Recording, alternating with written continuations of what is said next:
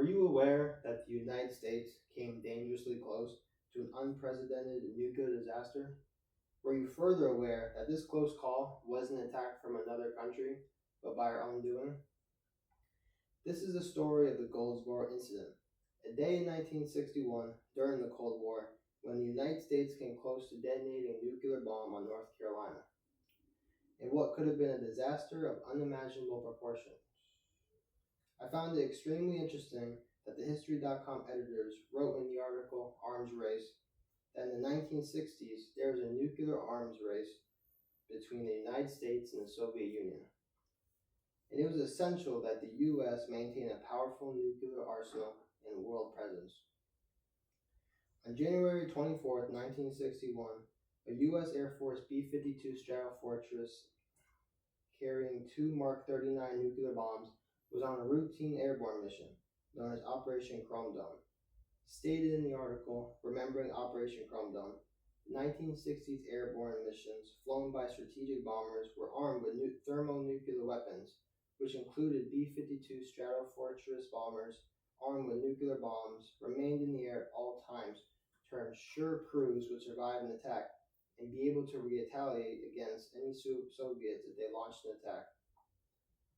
In the article by the News and Observer, the Stratofortress is a long-range strategic bomber that is equipped to carry both conventional and nuclear bombs, which makes it a critical part of the U.S. nuclear deterrent. Specifications listed in the article: a B-52 Stratofortress once crashed in North Carolina, dropping two nuclear bombs, mentions that the weapons being carried in the aircraft that crashed in North Carolina were around 12 feet in length and weighed more than 6,200 pounds. Furthermore, the blast from just one bomb would have been able to kill everything in a 7-mile radius from the drop site. In the article titled, When the USA Dropped a Nuclear Bomb Onto a Farm in North Carolina, the U.S. military bomber that crashed in North Carolina suffered a mechanical failure in mid-air after refueling, causing the aircraft to break apart at 12,000 feet above the ground. Despite the aircraft crash, the weapon payload did not detonate, thanks to the multiple safety mechanisms. However, one of the bombs was very close to going off, but it failed to detonate, and 3 crew members did not survive the crash. The webpage from the Nuclear Vault titled New Details on the 1961 Goldsboro Nuclear Accident, the U.S. military quickly launched recovery operations to retrieve these bombs, and the incident raised alarms about safety protocols surrounding nuclear weapons. And for this reason, the incident remained classified for many years, but when it was revealed, it sparked debate about the safety and control of nuclear weapons, heightening awareness of potential risks of nuclear accidents, and the importance of ensuring property security. It wasn't until the 1970s and later the 1990s, with declassified documents, that the public learned the full extent of the disaster that was averted in North Carolina. I found the audio interview titled Lieutenant Jack Revell, the man who disabled 2 hydrogen bombs dropped in North Carolina, very interesting, since he was a weapons expert who stated that if the bomb safety devices had not prevented the weapons to detonate, the impact would have been 250 times greater than the bomb dropped in Hiroshima during World War II.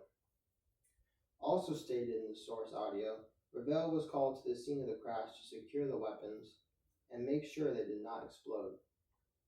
One of the thermonuclear bombs was found with the arm safe switch set to arm.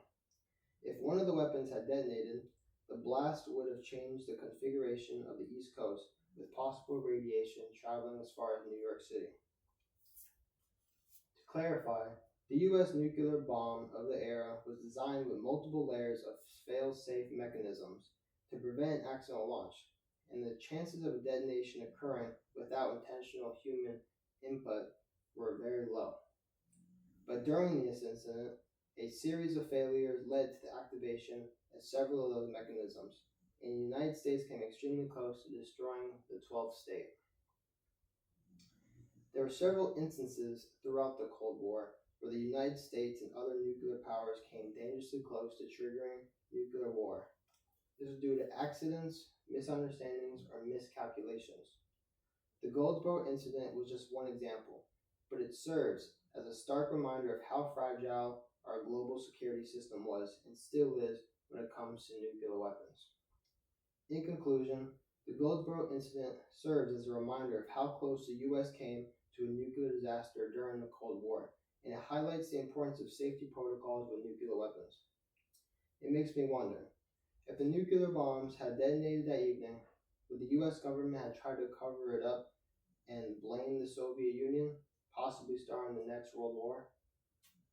Thank you.